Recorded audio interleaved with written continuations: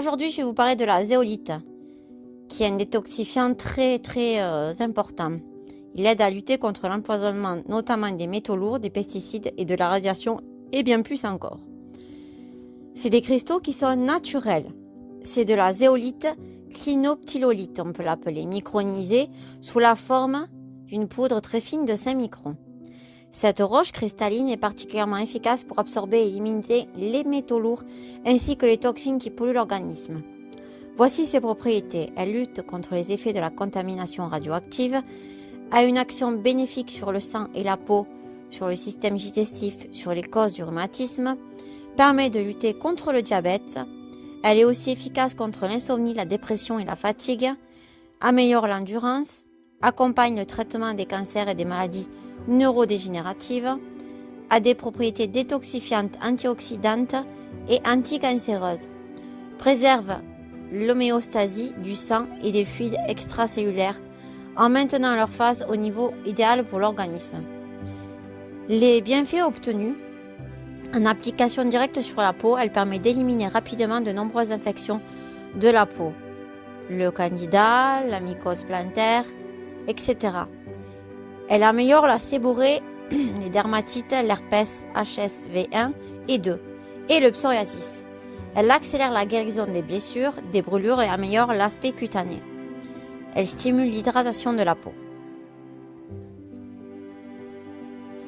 Au sujet du système digestif, elle restaure la flore intestinale, apaise les brûlures digestives et stomacales, améliore les ulcères duodénaux. Les fonctions rénales. Son effet diurétique a une influence positive globale sur les fonctions rénales, permet de lutter contre les infections des reins. Elle contribue aussi à diminuer et à stabiliser la quantité de sucre dans le sang quand on a le diabète. Et pour les douleurs osseuses, elle contribue à lutter contre l'arthrite, la discopathie, la sciatique et la spondylarthrite. Les injections neuropsychiques. Elle traite l'insomnie, la névrose et la dépression. Elle aide dans les traitements de l'épilepsie, la schizophrénie, la maladie d'Alzheimer et celle de Parkinson. Elle capte les radiations d'électromagnétisme dans le corps après exposition, donc électrosensibilité. Il y a des alternatives autres, le charbon actif, la chlorella et le chardon. Rappel, rares sont les phases de détoxification qui n'engendrent pas de symptômes. Selon les multiples facteurs, le niveau de pureté de la zéolite, le potentiel vital et l'état général du terrain de l'individu. Des symptômes tels que maux de tête, nausées, crampes et déshydratation peuvent survenir. En effet, ces effets volontaires du corps qui peuvent se manifester lors de l'élimination sont les résultantes de différents paramètres, notamment d'une quantité relativement importante selon l'individu de déchets qui passent par les émonctoires lors de l'évacuation. Certains déchets peuvent stagner pendant plusieurs années dans l'organisme.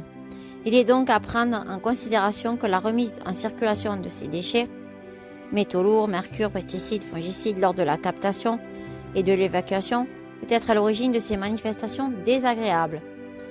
Donc, entretenir un sommeil réparateur, il faut avoir un bon potentiel vital lors de la détox, une alimentation saine, riche en micronutriments et alcaline, contribue à la diminution de ces effets secondaires volontaires.